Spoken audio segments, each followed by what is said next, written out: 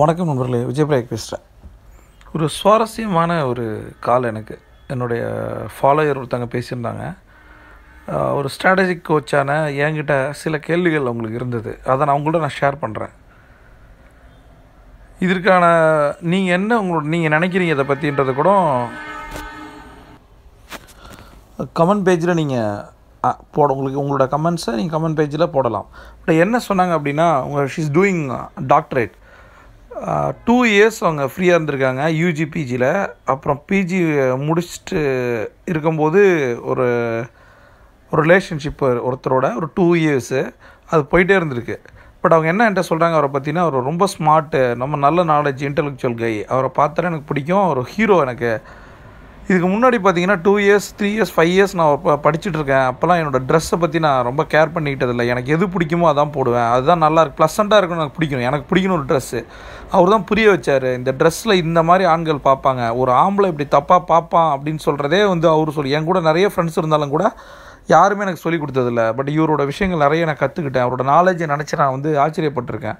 2.5 years அது அவரோட ரிலேஷன்ஷிப்பில். இப்போ என்ன நடக்குது அப்படின்னு பார்த்தீங்கன்னா, அவருக்கு சோஷியல் மீடியானே பிடிக்காது. வாட்ஸ்அப்போ ஃபேஸ்புக்கோ அவருக்கு பிடிக்காது. நான் வாட்ஸ்அப்லேயே இல்லாமல் தான் இருந்தேன். இப்போ என்னுடைய ரிசர்ச் ஸ்டூடெண்ட் இருந்ததால் எனக்கு என்னோட கைடோட இன்ட்ராக்ட் பண்ணுன்றதுக்காக வாட்ஸ்அப் நான் யூஸ் பண்ணிக்கணும்னு கேட்டேன். அவர் அலோவ் பண்ணார். அப்போ ஏற்கனவே எனக்கு ஒரு பர்சனல் எஃபி பேஜ் இருந்தது.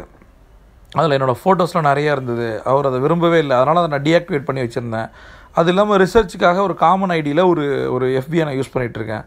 திடீர்னு ஒரு நாள் எனக்கு கால் பண்ணி, அந்த உன்னுடைய பேரில் இருக்க எஃபி ஐடி ஆக்டிவேட் பண்ணிட்டியான்னு கேட்டார். ஆமான்னு சொன்னேன். ஏன்னு கேட்டேன். அதனால் என்ன இருக்குது அப்படின்னு நான் சொன்னேன்.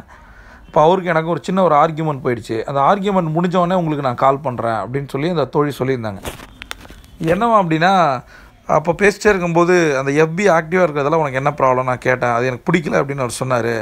அதில் எந்த ப்ராப்ளமும் இது வரைக்கும் வந்ததே இல்லை. அப்படி வந்தாலும் அதை நான் ஃபேஸ் பண்ணிப்பேன். முதல்ல எனக்கு கொடுக்க வேண்டிய ஃப்ரீடத்தை நீ கொடு அப்படின்னு நான் சொன்னேன். எப்பயுமே எங்களுக்குள்ளே நிறைய சண்டைகள் வந்திருக்கு. ரொம்ப பொசசிவாக இருப்பார். எங்கே போகிறேன் எங்கே வரேன் எல்லாம் கேட்டுகிட்டே இருப்பார். எந்த கண்ட்ரி போனாலும் நான் மானிட்டர் பண்ணிக்கிட்டே இருப்பார். பட் எனக்கு பிடிச்சிருந்தது அது. சரி, நம்மளை இந்த மாதிரி பார்த்துக்கிறதுக்கு ஒருத்தர் இருக்காரேன்னு சொல்லிட்டு. பட் இன்றைக்கி நான் ஒரு வார்த்தை சொல்லிட்டேன், எனக்கு அதை சுதந்திரத்தை நீ கொடு, எனக்கான ஸ்பேஸை கொடு, நான் என்னோடய வாழ்க்கையை வாழணும்னு ஆசைப்பட்றேன் அப்படின்னு சொன்னோன்னே எப்பயுமே ஒரு சண்டை நடக்கும் எங்களுக்குள்ளே. ஒரு அமைதியாகிட்டு, சரி ஓகே, இன்னையிலேருந்து 1 மாதம் நான் உன்னை எந்த டிஸ்டர்பும் பண்ணல, நீ எங்கே போகிற என்ன பண்ணுற எதையுமே நான் கேட்கல, உன்னோட வாழ்க்கையை நீ வாழு. ஆனால் ஒரு விஷயம் சொல்கிறேன், எனக்கு எது பிடிக்காத விஷயமோ அதை பண்ணி நீ அஃபெக்ட் ஆகிக்காத. என்னை பொறுத்த வரைக்கும் சேஃப்டி ரொம்ப முக்கியம். எனக்கு பிடிக்காத எந்த ஒரு விஷயத்தையும் அந்த 1 மாதத்தில் பண்ணிடாத. பட் ஆனால் உன்னோட வாழ்க்கையை நீ வாழு அப்படின்னு சொல்லிட்டு. உடனே என்ன நீ இப்படி பேசுகிற, நான் அந்த காலகட்டங்களையும் என்னோடய வாழ்க்கையை நீ வாழ விடு, என்னோடய கம்யூனிகேஷனில் இரு நான் சொன்னேன். பட் அது நல்லா இருக்காது அப்படின்னு சொல்லிட்டாரு. ஆக்சுவலாக நாங்கள் நாளைக்கு மீட் பண்ணலான் இருந்தோம், மீட் பண்ணவும் கூடாதுன்னு சொல்லிட்டாரு. இப்போ இந்த 1 month எனக்கு அவர் இப்படி சொல்லும் போது எனக்கு சந்தோஷம் வந்துருச்சு. இந்த 1 மாதம் நம்மளோட வாழ்க்கையை நம்ம வாழலாம். ஒரு ப்ரெஷராக இருந்துக்கிட்டே இருந்துச்சு, ரொம்ப டிப்ரெஷனாக இருக்கும். அடுத்தடுத்து எங்கே போகிற என்ன பண்ணுற, இப்படி பண்ணாத, இப்படி பண்ணு, இப்படி பாரு, இப்படி பேசி இப்படின்னு அவர் சொல்லிகிட்டே இருக்கும்போது அதுவே எனக்கு ஒரு பெரிய டிப்ரெஷனாக இருந்த மாதிரி இருந்துச்சு. ஆனால் நிறைய இரவுகளை நைட்டு நான் தூங்காமே உட்காந்துருந்துருக்கேன். ஆனால் பகலில் எழுந்திரிச்சு பார்க்கும்போது அவர் என் மேலே வச்சுருக்க அஃபெக்ஷனும் நான் அவர் மேலே வச்சுருக்க அஃபெக்ஷனும் ரொம்ப அலாதியானது.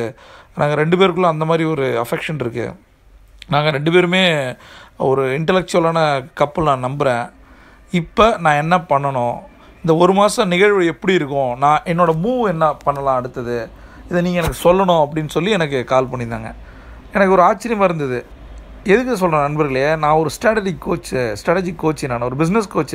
எனக்கு கால் பண்ணி இந்த ரிலேஷன்ஷிப் இஷ்யூவை பற்றி ஒருத்தங்க சொல்கிறாங்கன்னா அவங்க எந்தளவுக்கு எனக்கு தெரியல என்ன சொல்கிறதுன்னு. உடனே நான் பேசுகிறத கேட்டுகிட்டே இருந்தேன். அவங்களுக்கு சில தாட் ப்ராசஸை எனக்கு தெரிஞ்சதை நான் ஷேர் பண்ணேன்.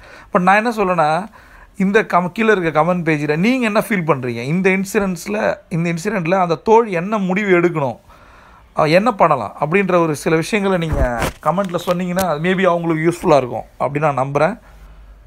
See you on top.